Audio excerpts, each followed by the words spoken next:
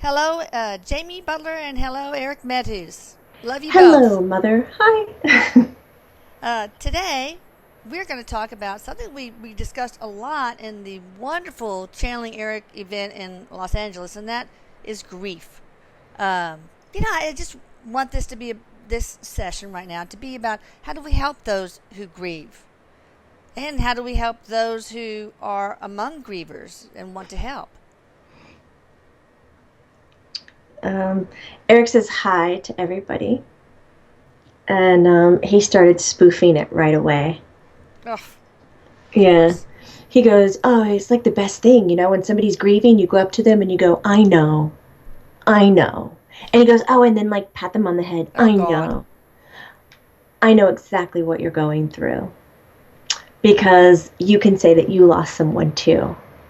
And he just goes, "Fuck." He says it Oh. really loud though. Fuck. He goes, this kind of sympathy versus empathy, Mm. like, you people, you need to figure that out. You got to know the fucking definition.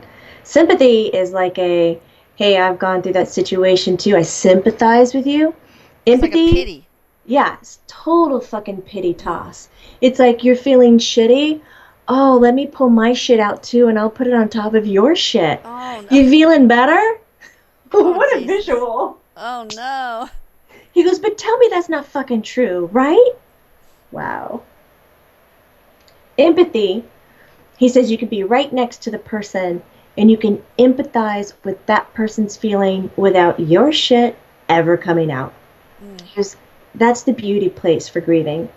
So when you're supporting somebody that's grieving, don't throw your shit in there. It's stinky enough. Empathize instead of sympathizing. It's a great first step. Hmm. But a lot of the conflict with grieving is completely internal. It's completely this internal fight because culture says that you've got to do it within a certain amount of time, and we'll give you 3 days off of work. That should help you. Oh 3 days off of work and your whole fucking life just changed? yeah, I was in bed for more than that after Erik died. Right? He says that this total fucking bullshit. Mm. Oh, and then you can have the option to take more, but we're not going to pay you. Right? So we'll fuck your life over even stronger. Oh, Thanks, America. I think Eric's a little wired on this one. I think he is. He can get pissed. Mm. So he said, when we're having our internal battle, it's mostly because of what our culture has taught us that performance over laziness is absolutely acceptable. But if you grieve and become lazy, then you're sick and something's wrong with you, and we don't know how to connect to you. And so you start to hide it, and you compartmentalize Mm. because there's no other place to put it. He said, I would love breast buddy. Wait a second. You have to say what it's about before you do that because it makes no sense. He goes, like how women have breast buddies. You really need to have a go-to person. Oh, okay. Like, I don't have a breast buddy. I don't know what you mean. He goes, oh, for like checking your boobs for cancer. He's like, they started that thing where you call a friend. And he goes, so women, they have breast buddies, and men, they have testy buddies. Really? I You're don't think so. calling and saying, dude, I'm not saying that. Anyways, it's about having somebody who can help you.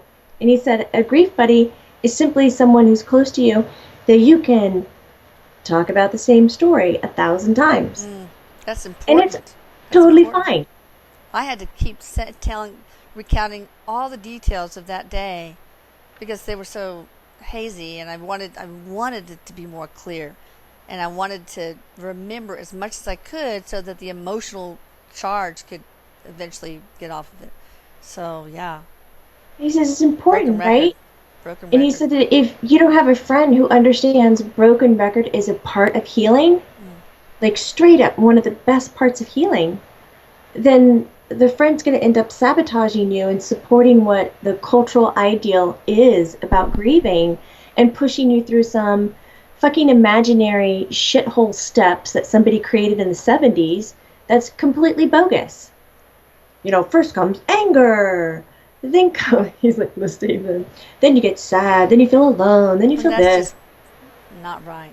It's not right. Everybody does it in their own way. The one way that we connect to other people is through conversation, communication. And that is a very strong need for, in general, everybody. And most of the time for a grieving person, it's about talking about the person who just died, or the pet who just died, or the tree in the backyard who just died. You want to go over it again and again. And as a friend, you go, do it, let's do it. Tell me more. Was there any more details to that? Have you ever looked at it in a different way? And just encourage them to talk. And then this whole idea of, hey, once you've talked it over a little bit, they're dead. So can you put those words away too and let's just not talk about them? That's fucking bullshit too. And he goes, I'm super surprised because it's not like that in every belief system in every culture. There's so many others that honor the ancestors. They bring them to life. They have altars. They talk about them. They make their favorite food for them, and etc. Sometimes it's a little... What did you just want me to say fucked up? It's a little bit of a fucked up ritual, right? But it helps stay connected to those who have gone before you. Because that's all I'm saying. Find something that works and do it. Yeah, where's the country where they have strippers dancing on the table for the deceased? Thailand? Taiwan. Oh, okay. Taiwan. Wow. Their Day of the Dead. Yeah. They'll put strippers on like a parade trailer and take them through the town to lure and honor the spirits who like that. Like, come back. So, but in America, I mark that on my calendar and I make sure I'm there every year because I'm dead. So, all right, I bet you are. I mean, I bet you do that. All right, so but in Western culture, we just like, caskets lowered, Bye. See ya. Closed, whatever. Bye. They're in a better place. We don't celebrate. We need to let them rest in peace, which means in our culture, no interaction. They need peace, which means we need to stay out of their lives. Yes. And he says that's completely messed up to our emotional being, our need for connection, our need for growth, to move forward. That's like clipping our wings off and saying, okay, just stay here now. You're good. No, they died. Yeah, but you get to stay here. And he says it feels fucking horrible.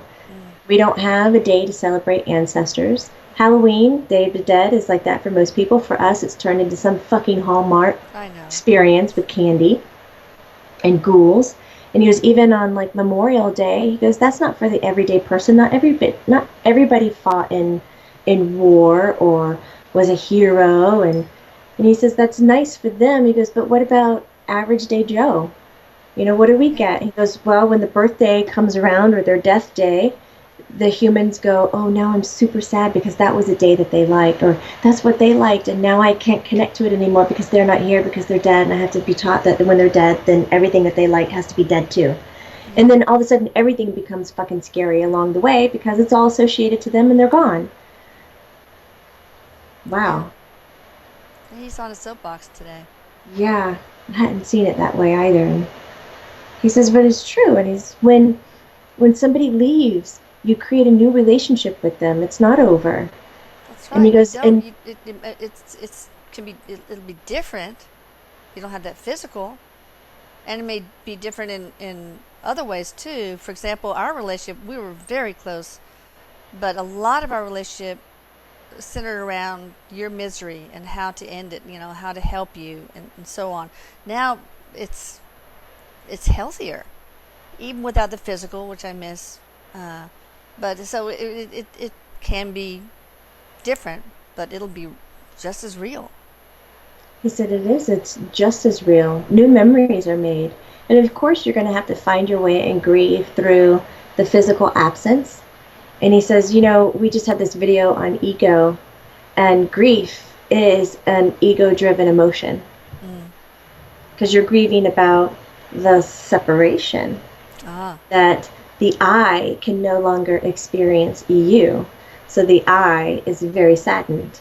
But when we get into being emotional beings and contact higher consciousness rather than human consciousness, ego, we start to associate to be an emotional being, and then we realize that the I is still connected to you, just not in a physical, just not in a physical way, slapping his hand.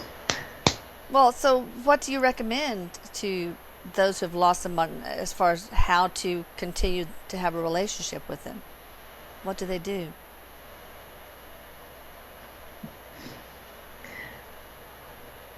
And a realistic answer, Eric? What was the unrealistic one? Well, he first started off with smoking pot and then hit masturbation. I think he's just really trying to push my buttons hardcore. Of course, he'll never stop that. He goes, well, I'm just highlighting things that create joy and happiness for one, so. Okay. It says a lot about Erik. Yeah. Yes, it does. He said, well, they are examples. I can't look at you. Go away. Just talk. I'm going to have one of those giggle fits in a second. Uh-oh. He knows it too. He's just going to push my buttons. Okay. Some steps to find that new relationship is definitely to allow happiness to creep in and know that when it begins to creep in, that it's okay. You haven't buried your loved one all over again because you had this glimmer of joy. Yeah, it's kind of like, when you feel happy, you're like, how can I be happy? That must hurt my dead person's feelings because that means I'm happy in spite of them being gone. Yeah. Yeah, he says, gotta change that view. Just gotta fucking let that one go because we're not tethered that way. Your actions don't create sadness or joy or anything like that for me. They just don't. You don't have a governing choice over what I do. I have my free will. Mm-hmm. He goes, I do, however, I can feel what you feel when you think of me. He goes, that comes like an email. It just hits me all over. I can read it and I can feel it. I don't own it. It doesn't belong to me. It belongs to you. But the way that I communicate best now in spirit is that I can process all of what you're going through. So if you're sobbing and sobbing and sobbing and you're thinking of me, I can feel that. I don't own it. It doesn't make me sad, but I feel it. And I know kind of how to help you. I can empathize with you as you go through those moments. But he says that when you show glimmers of joy or smile or happiness, your vibration in your energetic body is higher. It's a quality where it makes it easier for me to touch, communicate, leave you a sign. And so it kind of just gets the ball rolling. You know, as soon as you're smiling and I could reach out and give you a sign, then that's something else to be joyful about, that we're building a new relationship. And he goes, kind of the pitfalls that commonly happen is after you get the sign, then your head is still fucked up from the whole, transition and death thing, goes, well, that wasn't fucking real. That was just your head doing it because it didn't sustain. Well, okay, if I was alive and I was your friend and I called you and we talked and I told you something awesome and then we hung up the phone, I'm not still on the phone with you. It's not like I can be on the phone with you 24 hours a day telling you great, awesome fucking news. No, it's just like being human. We have moments. We have a great meal and it's over. We don't eat 24 hours a day. It just doesn't work. So I give you a sign and then you get happy and then you get upset that it didn't last or it didn't, happen again the same way or it didn't do this the same way. And all of a sudden you start putting expectations and assumptions in the mix and you're not really open. And then your energy frequency goes way down with the expectations. Yes. Yeah. So one last piece of advice before we close on what the best way of continuing that relationship looks like. What it is. What do they do? What can they start doing today? Everybody, can learn to channel. Some people are more gifted than others, and Jamie taught us a lot about that in the weekend, of how to channel and how to discern, the difference between your own thought creation and channeled information. But what can we tell the viewers as far as what they can start doing right now? just to start that party with their loved ones? Start that party. He said, I would suggest that they set up a time in their own schedule or calendar to talk to their loved one, and they let them know, Tuesday at 4, Thursday at 1, that you're going to have this conversation.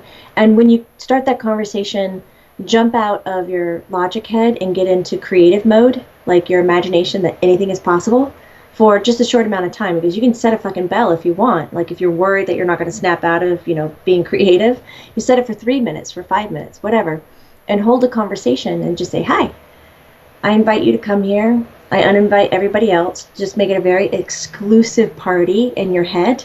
Make sure you're clear about who's showing up and who isn't. And then say very simple questions. Are you here? Yes and no. Yes and no. Ask yes and no questions for 3 minutes, for 5 minutes. And then allow yes and no to come through, whichever way it's going to show up. Believe that it's real. And then when the timer goes off. Yeah, don't let your logic mind second guess or analyze. Just have faith that, it's real. Yep. And then when the bell goes off, you can look at your notes, and then you can go totally fucking logical on it if you need to. Sometimes you don't need to. Sometimes when the bell goes off, you just go, holy shit. That's unexplainable. I don't know how that happened. And then you just let it be what it is. But sometimes the logic head has to get in there so it can build trust with your ability to communicate to the beyond. And he says, that might take a little while. That's kind of like your training wheels. But you have to take off the training wheels. You have to get out of logic and get into creative mode, because that's where intuitive gifts thrive. What about automatic writing? Is that a good way to communicate? Because I like automatic writing, but I don't think a lot of people. I think what might be easier is then going to like EVPs. Okay. That's electric voice phenomena with a digital recorder. Setting out a digital recorder, put it on voice activated so you don't have to listen to hours and hours. Yeah, that works really well. So I recommend that. All right, guys. Thank you so much. Both of you guys. Erik, come haunt me later. And everybody else who's listening. He said he loves you. I love you. I love you. He goes, thanks for everybody. Thank you for watching. He goes, I'll haunt you later. Bye, everybody. Bye. Jamie, thank you. You're welcome. Bye.